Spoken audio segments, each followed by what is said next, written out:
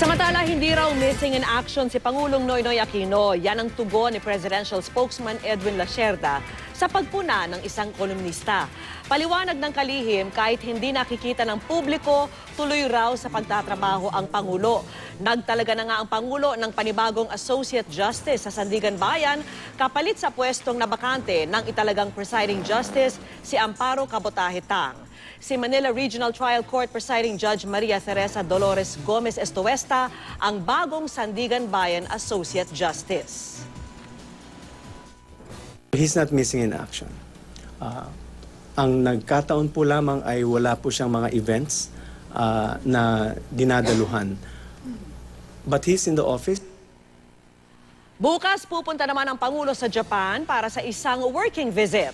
At kabilang sa mga tatalakayin ng Pangulo at ni Japanese Prime Minister Shinzo Abe ang mga usapin kaugnay sa West Philippine Sea at ang pagpapalakas ng ugnayan ng Pilipinas at Japan.